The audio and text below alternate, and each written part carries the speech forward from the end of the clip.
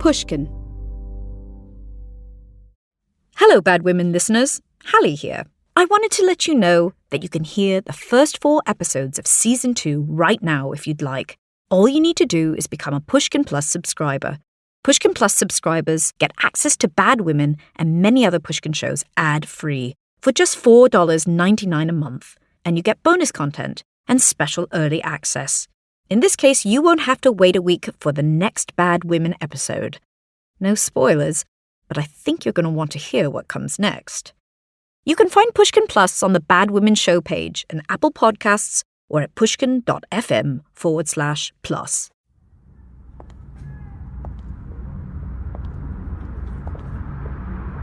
You're alone on a city street. The darkness is total. It envelops you, pressing in. You stumble on, not knowing where the sidewalk ends and the road begins. You brush by a darkened building, bump into an unlit street lamp. You're desperate to reach safety, for somewhere in this neighborhood lurks a killer who strikes in the hours of darkness. The cruelty and viciousness of his crimes are unspeakable. This is not make-believe horror. This really happened, and it happened in living memory. Germany calling, Germany calling. You are about to hear our news. It's a tale you've probably never heard before.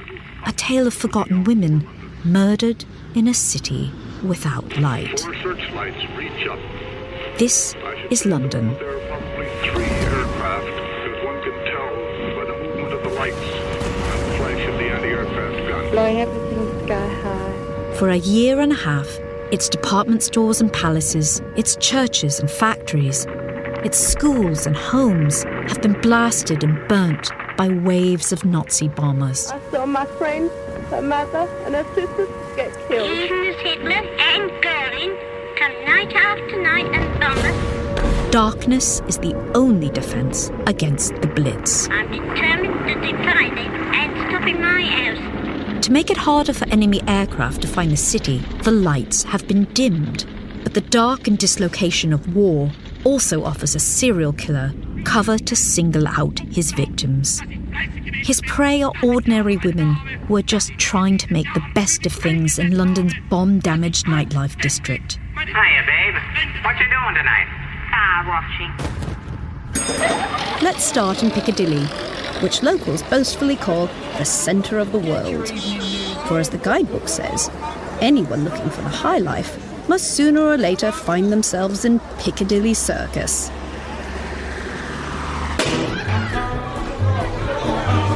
Welcome to the Brasserie Universelle. It's a favourite haunt of flyers. Men from the air forces of France, Poland, Australia, Norway, South Africa, and a dozen other nations gather here to brag about the Germans they've shot down, or drink to the memories of comrades lost. Everybody either starts from here or ends up here, says one young Canadian pilot in a letter home. Soon this subterranean joint will burst at the seams with American GIs. Flush with cash, they'll transform this area into what locals will dub Little America. But today, only a handful of Yanks are in town. For this is February 12th, 1942. It's a Thursday night, and a young woman called Greta Haywood has come to town. She's alone.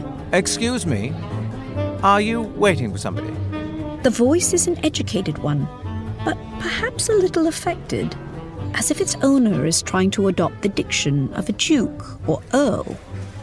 Or maybe it's the effect of the drink.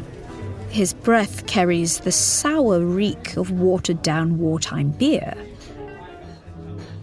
He's a rather slight man of around 5'8" or 9, and he wears the blue wool uniform of a leading aircraftman in the Royal Air Force. On his cuff is a single stripe, a commendation for good conduct. Greta is waiting for someone. She has a date, she tells the stranger. Estranged from her husband, Greta's struck up a new relationship with a captain in the army. He'll join her here within the hour. You are a very nice girl. I've been looking at you for some time. Beneath a sweep of dark hair, the stranger has piercing pale blue eyes and rather sharp features that some consider handsome. You shouldn't come down to a place like this. It's not very nice down here. A place like this. The Brasserie Universelle is known by other names. Some call it the Universal Brasserie. Others refer to it simply as the Universal Brothel, to the annoyance of the owners. Any woman coming here alone is eyed with deep suspicion and assumed to be either a so-called good time girl or a professional prostitute. Greta has allowed the stranger to buy her a drink, and he returns from the bar with 2 whiskies. She repeatedly declines his offers to take her to dinner, for her date will be here by 9. We have plenty of time. Eventually, she agrees to accompany the stranger to another bar for 1 more drink. The man retrieves his hat and winter coat from the cloakroom. He's no officer yet, but the white cotton flash on his cap shows he's in training to become a pilot, one of the most glamorous jobs in the armed services. They climb the steps up out of the brasserie and into the night. The streets here are busy, but Greta only hears the people around her, feels them bump past, or glimpses the bouncing red tips of their lighted cigarettes. For Piccadilly Circus, once famed for its vast illuminated signs advertising Hague whiskey, Gordon's gin and Wrigley's gum, is completely blacked out. The headlamps of taxis and double-decker buses are also hooded, so only the tiniest chinks of light are visible. Many pedestrians have taken to carrying flashlights. As these darting glowworms pass, Greta might see the flash of a polished button on a military tunic, or perhaps the fleeting silver shimmer of a fox fur coat. Such furs are de rigueur in Piccadilly. They're almost a uniform for the women who sell sex along this bustling thoroughfare. A visiting American serviceman remembered one particular woman in a fur coat. Underneath that, she didn't have any clothes on. True story. The airman leads Greta away from Piccadilly Circus to a cocktail bar, the Salted Almond. To her relief, this is no dark and sleazy dive.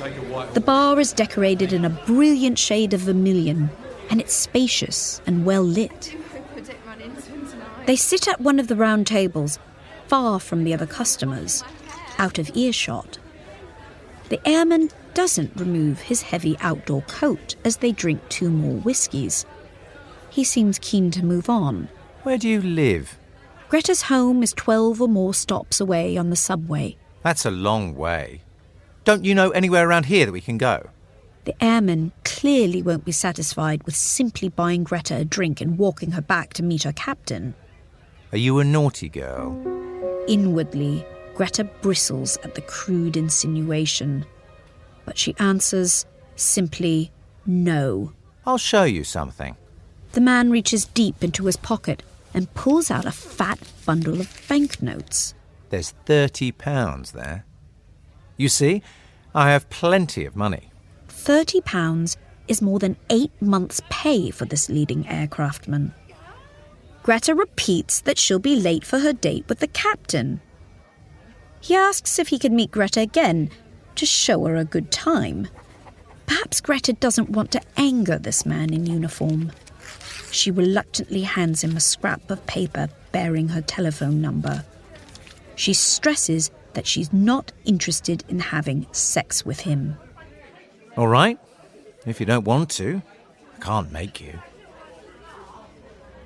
Do you know, I knocked a girl out once. It's cold outside, and in this quiet side street, it's Bible black. Greta realises this isn't the quickest route back to the Brasserie Universelle and her waiting date. But, perhaps to avoid enraging a clearly violent man, Greta follows his odd route without objecting. She does, however, take a flashlight from her purse to illuminate their path.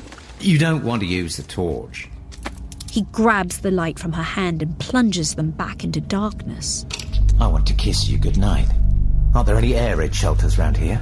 Greta doesn't know, but she is certain of one thing.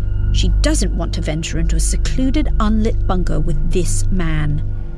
He grabs her and steers her into a doorway, pushing closely up against her and kissing her. Come on. You've got to let me make love to you. He raises her skirt. Greta protests and pushes his hands away. The airman reaches up as if to cradle her face for another kiss, but instead, his hands knit around her throat. She tries to break free. You won't. You won't. Greta struggles to release the man's grip, but his fingers only tighten around her neck, cutting off the flow of air to her lungs and blood to her brain. You won't. You won't.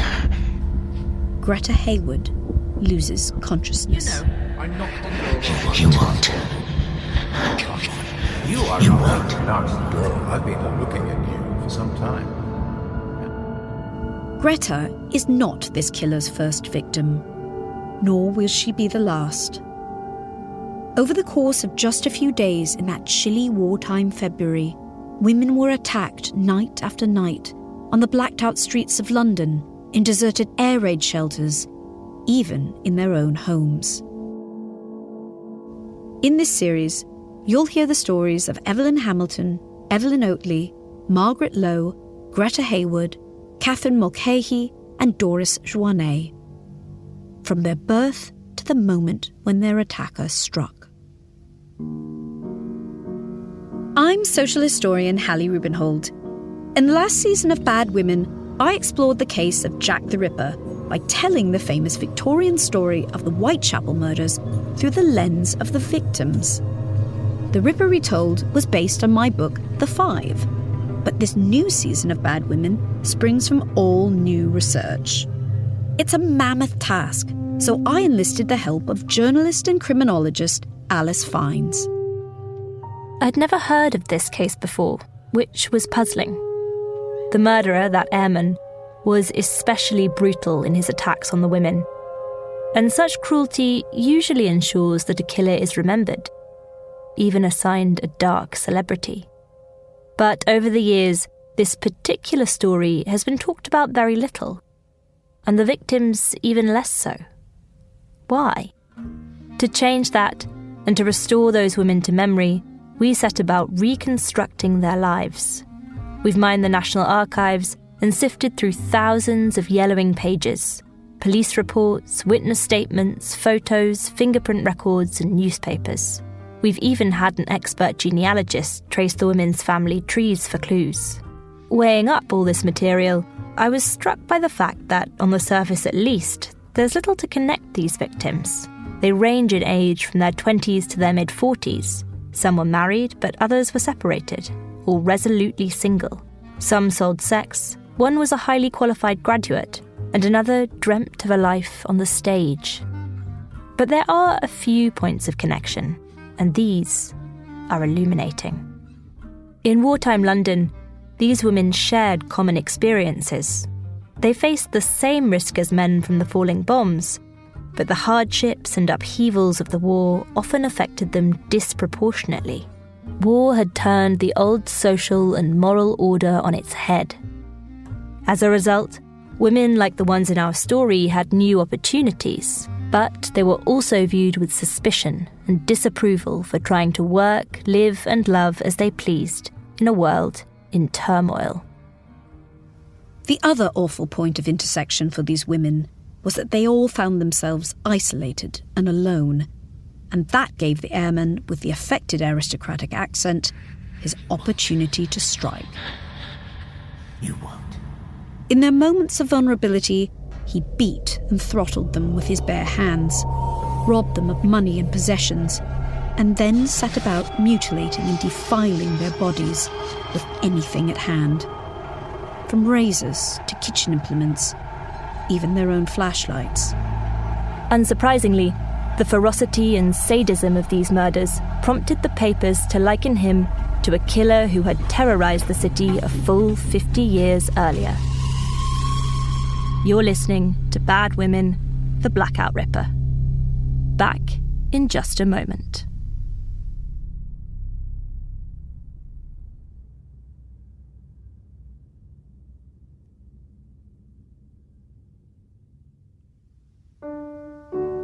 In the decades separating the Whitechapel murders of 1888 and the Blitz, the lives of London's women had altered significantly.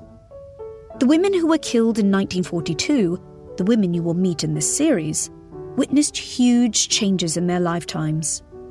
The oldest were born as the Victorian era was ebbing away, and they entered adulthood as greater opportunities were becoming available to women. Greater legal protections were also being put in place, and while not perfect, these would have been unimaginable to the victims of Jack the Ripper. For example, these women could all vote. The war sped up some of the more positive changes for women. They entered roles in military and civilian workplaces that had been denied to their mothers and grandmothers. But global conflict also brought into stark relief many of the injustices and prejudices that continued to blight women's daily lives. The war saw male partners shipped to the other side of the world and, at the same time, a mass influx of young men from other nations. Amid this upheaval, women were accused of being bad mothers, unfaithful wives, sexual deviants, spreaders of venereal disease, gossips, even spies who were passing vital secrets to the enemy. In peacetime, men had often pestered, intimidated, and hurt women with impunity. But the coming of war created new spaces where women were exposed to unwanted advances, determined sexual harassment, violent assault, and worse. As we unravel the lives of those killed by the Blackout Ripper and other ordinary women who met untimely, unjust, and violent deaths during the war, we'll glimpse a world far removed from the cosy myths of the greatest generation, a world where some women had as much reason to fear the men wearing Allied uniforms as they did the enemy. This story will take us to many places, but at its centre is London's West End, the districts of Piccadilly, Hyde Park, Mayfair and Soho. Places where the rich and famous, the great and the good, mingled with the poor and desperate, the deplorable and the vile. These were places of excitement and freedom, but also of degradation and danger. From diaries, oral history recordings, autobiographies and contemporary accounts, we've created a snapshot of these neighbourhoods and the people who frequented them. To understand the women at the heart of this story, we need to understand the problems and prevailing attitudes of the time, to immerse ourselves in their world. So, let's explore London's wartime West End together. It's spring 1941. The Blackout murders are nearly a year away, and Nazi bombs have been falling for months now. Some nights the area is spared, on others it is mercilessly pummeled. In daylight, bustling Piccadilly Circus could be mistaken for its pre-war self. Well, almost. The famous winged statue of Antiros, the Greek god of requited love, has been taken down and stored away for safekeeping. His ornate perch, a fountain, has been buried beneath sandbags to protect it from bomb damage. The plinth is covered in propaganda posters, encouraging citizens to buy government bonds to pay for ships, guns and warplanes, or to drive less to preserve precious rubber so that vital army trucks can have tyres. Britain is almost totally cut off from the world, and her cargo ships are being sunk by German submarines at an appalling rate. But, despite rationing and shortages, Piccadilly's famed restaurants remain open, some offering meals every bit as luxurious as during peacetime. The hotels are bustling too. Just off Piccadilly Circus, in a grand sweep of buildings owned by the British royal family, is Odanino's. Good evening. Do you have any vacancies for the next... This 100-room establishment tries to win custom by bragging about the quality of its plumbing. We've a lovely room on the 3rd floor. But adverts also make careful mention of the ample bomb shelter accommodation 40 feet below ground. Henri Joannet works as a manager at Odenino's. Approaching 70 years old, Henri should be enjoying retirement in the country, but his annuity from his native France collapsed when the war broke out, and so he's returned to London and to hotel management. His wife Doris, willowy and fair-haired, is 30 years his junior. She's defied his wishes and followed him back to the city. Doris has known poverty, and she's determinedly carved out a better life for herself. Perhaps what she craves most of all is financial security and stability, but now it might all be slipping through her fingers. When she met Henri, he was one of her paying clients. He promised to provide for her and take her off the streets.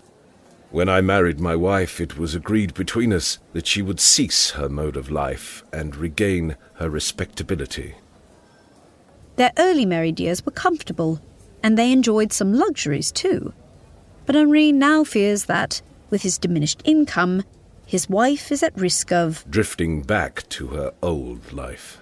Henri is working punishingly long hours at Odenino's, where he also lives, and his health and their marriage are beginning to suffer. Setting herself up in rented rooms, Doris will indeed take her financial situation back into her own hands. This will also, fatally, put her into the path of the Blackout Ripper. The West End boasts a concentration of shops to rival the greatest cities on earth, from the tiny, high-end tailors of Savile Row to vast department stores the size of an ocean liner. Despite the Blitz, they've mostly kept trading. One correspondent from a regional newspaper is in Piccadilly to report conditions back to his rural readership. It looked exactly like old times. I saw the facade of a fine building seemingly untouched. Then you realised that you could see daylight through the windows from the outside, and that the walls were all that was left. I saw an elegant establishment carrying on with tarpaulins slung across the open roof, glass out everywhere.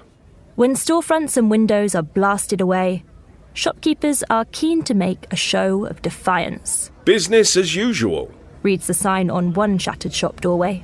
In fact, more open than ever. A sign outside another bomb-damaged shop admits, we never did like window dressing anyway.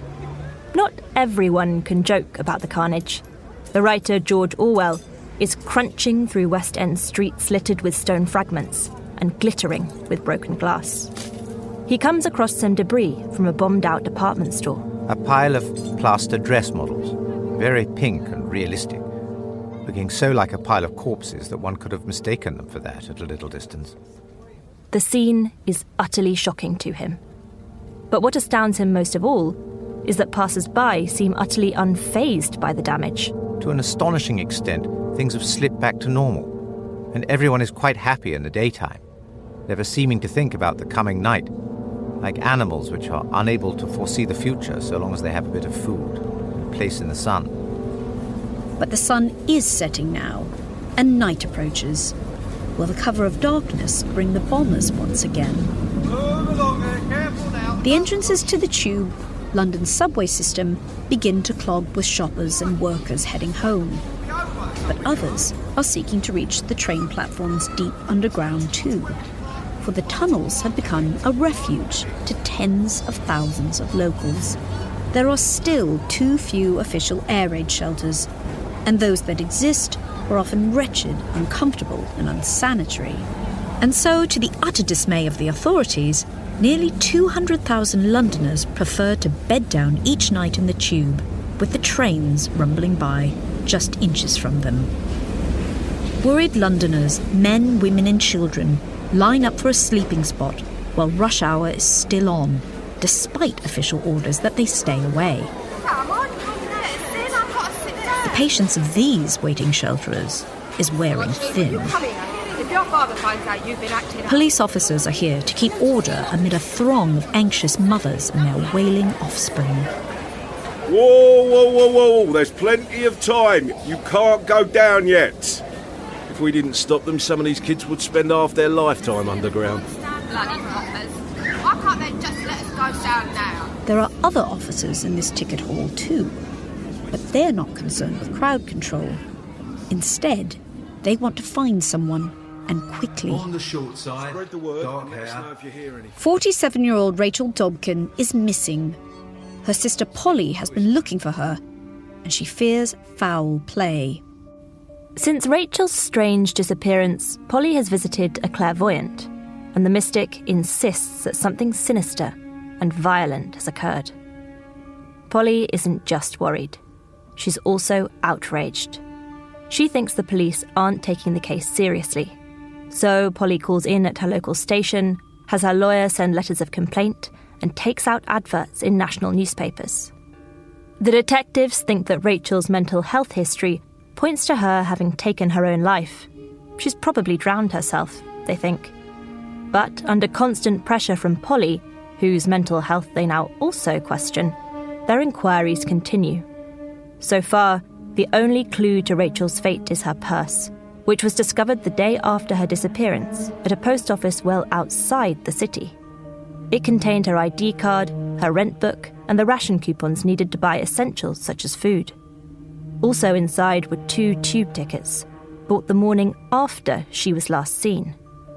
The police are asking staff at stations across London to cast their minds back.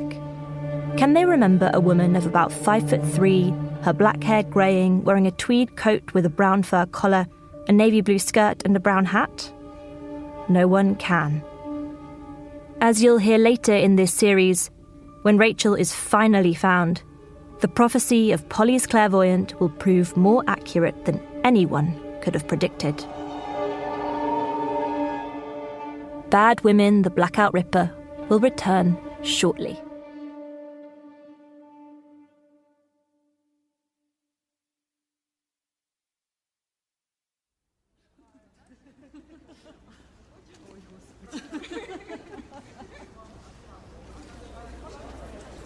Not everyone is heading underground to shelter from the bombs.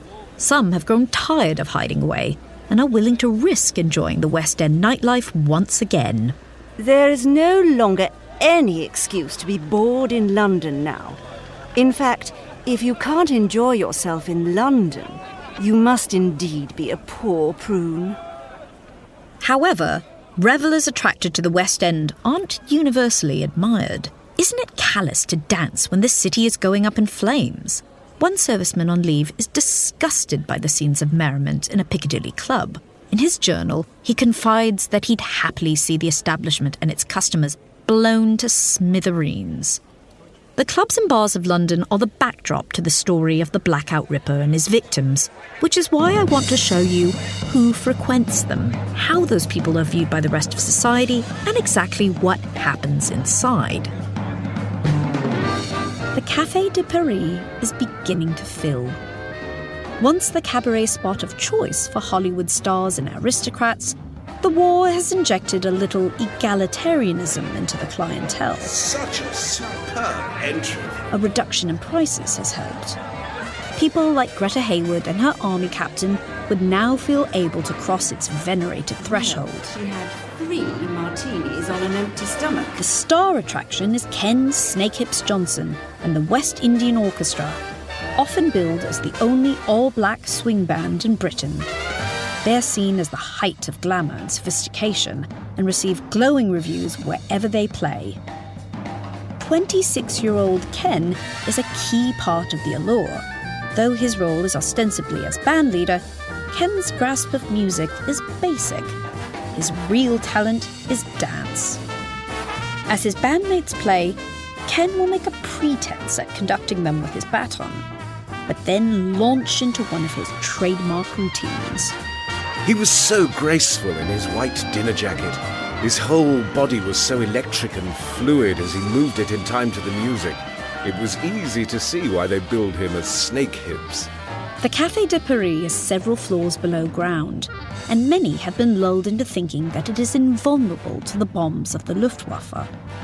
In fact, the club is known for its insouciance when it comes to air raids.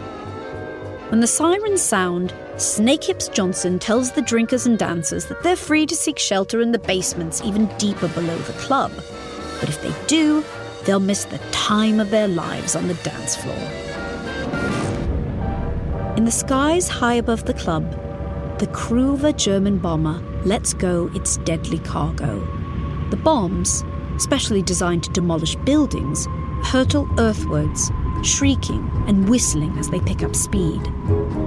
Even the keenest of ears would have missed their sound, for Snakehips and his orchestra have just launched into another number.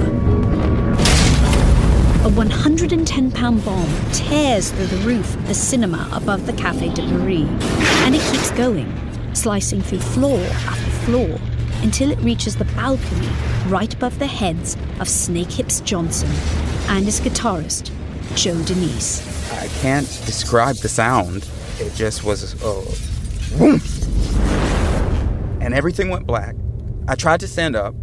I thought I was uninjured. The next thing I know, I just fell down again. I looked down and saw a nasty mess where my leg had been. It was chaos. Screams and shouts and dust and dirt. Joe Denise is horrifically wounded. Snakehips Johnson is killed outright. The oddities of bomb blasts mean that musicians to their left and right are entirely unscathed, while others have been cut to ribbons. Some dancers haven't so much as a hair out of place, but are stone dead. Others still have been stripped of their clothes, but have survived. Around 34 staff and guests are dead. An off-duty nurse does her best to help the many wounded, for aside from the bomb's own shrapnel, flying glasses and shattered wine bottles have inflicted terrible injuries on the revellers. The woman is hailed as a hero for her efforts. However, there is a telling postscript in an article printed in many newspapers. The young nurse had little to say about her work, but mentioned that while she was helping the injured, someone ransacked her handbag, taking from it objects of sentimental value, including a fountain pen. The selfless nurse has been robbed. Corpses, too, have been stripped of watches, wedding rings, and jewellery. While the coming of war has encouraged some people to act with bravery and compassion, it's also created tempting opportunities for the more unscrupulous. In fact, the blackout is a boom time for criminality in London. Indeed, it will be an important thread running throughout this series. As the enemy bombers turn for home and the drone of their engines fades away, as the fires of burning furniture and burning floorboards and rafters are doused, as the dust of pulverised plaster, brick and stone settles, the task of rescuing the trapped, recovering the dead, and reclaiming whatever valued possessions have survived must now begin. The bohemian and slightly seedy West End neighbourhood of Soho has been battered in this air raid. Whole buildings have disappeared in the night, and their remnants now block Soho's narrow streets. A rescue worker spots a miraculously undamaged bottle of whiskey in the rubble and recommends that the dazed and dusty homeowner takes a swig. She's not impressed. Here, leave that bottle alone. It's for emergencies. Unlucky residents stumble over the rubble and sift through the wreckage for salvageable clothing, furnishings, ornaments or other valuables. It's a race against time. For many dread that looters will swiftly descend to pick clean the bomb site. Some criminal gangs organise sophisticated looting operations. Teams of men arrive in trucks and swarm over a bomb site, Over there, the front wall's been blown in. carting away anything of value. So brazen and so methodical are they that onlookers sometimes presume they are official reclamation squads working for the property owner. However, such events are rarer than newspaper coverage would have us believe, and most looting is opportunistic and trivial. Quick, fill your pockets. For serious criminals, the war has brought far easier and far more lucrative ways of making money than scrabbling around in the rubble. The conflict means that everything, from luxury goods to basic foodstuffs, is in short supply. Many items are rationed by the government, so even citizens with money to spare can't legally buy all the things they want. And so, black markets flourish, pulling people who might be scrupulously law-abiding in peacetime into the orbit of thieves and gangsters. Women are often drawn into the trade, for it's women who must feed and clothe their families. And if a husband is away in the armed forces, his pitiful rate of pay makes that task nearly impossible. If a wife tries to find paying work for herself, an abysmal lack of childcare options can mean the heartbreaking choice of leaving children in a less-than-ideal setting. In some cases, all this makes the pull of the black market trade hard to resist. In one court case, more than a dozen laundresses were charged with stealing army blankets and using the material to make coats. The thefts went unnoticed during the warm weather, but when temperatures dropped, the military authorities found they were 1,200 blankets short. What started as petty pilfering spread through the laundry women like a form of cancer, said the prosecutor. Soho is no stranger to the black market. With supplies of booze constricted by the war, bootleggers fill the gap with stolen, counterfeit, or simply homemade hooch. At one illegal still, discovered in the back of a cafe, colourings and flavourings were added to pure alcohol to mimic the look and taste of genuine spirits. Whiskey, gin and rum could be made so apparently perfect that only an expert could detect that they were synthetic. But many of those drawn to Soho are not merely thirsty for drink. We're in Soho's Windmill Theatre. This establishment has two claims to fame. One, the show here went on even at the height of the bombing, when many other theatres went dark. And two, it's the only place in town to see naked female flesh. It puts on a kind of glorified burlesque called Revue de Ville. Time magazine's Walter Graebner tells his American readers. For an audience composed mostly of bald-headed businessmen from the provinces. The Windmill avoids the prudish censorship laws by arguing that its shows aren't pornography, but art. Like classical statues, the naked women on stage stand stock still. Any movement will break the spell and see the show closed down for obscenity. Evelyn Oatley lives a few streets from here. For many years, her husband Harold has believed that she worked at the famous Windmill Theatre. I think it was in the chorus. While he lives hundreds of miles away in the country, Evelyn spends most of her time in Soho, pursuing the more glamorous life of a showgirl and nightclub hostess. She finds farm life and the chickens dull, and Harold wants her to have her freedom to enjoy a career that's exciting, but certainly not, as he puts it, immoral. Evelyn's London friends claim she has another occupation. She was earning her living by prostitution, says Gladys Barton. She was very honest, and when I say that, I mean she'd never steal from her clients. In London, away from Harold and the farm, Evelyn has adopted an alter ego. As Lita Ward, she weaves a complex patchwork of relationships. Love, sex, money, and the struggle for independence all exert competing claims on Evelyn, as they do on many women in this war. Her main problem was that she was lonely. According to Gladys, Lita has paying clients with whom she also happily socialises. And she meets men in local clubs and bars or on the street, bringing them back to her modest Soho dwelling. Until one night, when she brings home a man with an aristocratic accent. The radio gets turned up louder and louder until the neighbours can hear nothing but the music. He won't.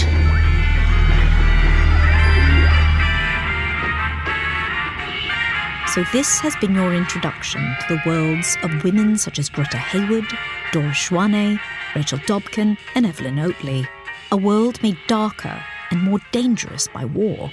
In the coming episodes, we'll look not just at the case of the Blackout Ripper, but also at the stories of other women who didn't live to see the victory parades and the peace.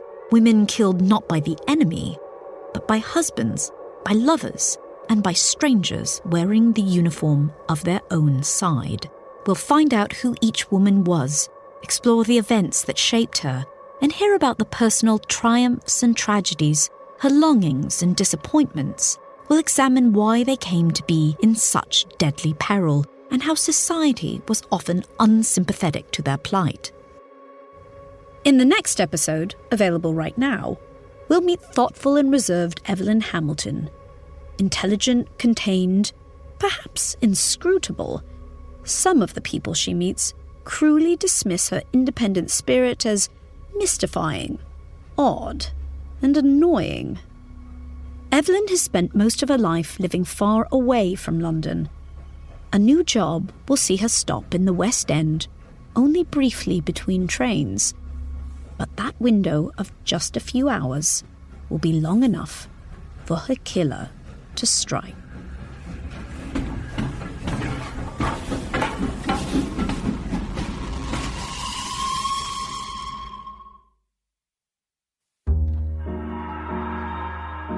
Bad Women, The Blackout Ripper is hosted by me, Hallie Rubenhold. And me, Alice Fiennes.